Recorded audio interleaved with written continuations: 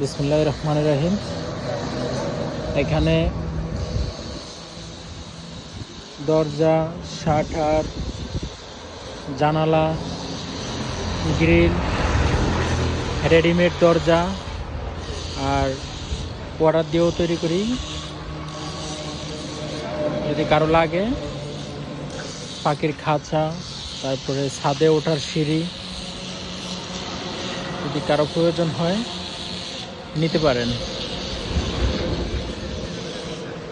ঠিকানা হয়েছে ব্যাপারী বাজার, বিসমিল্লাহ ইঞ্জিনিয়ারিং ওয়ার্কশপ।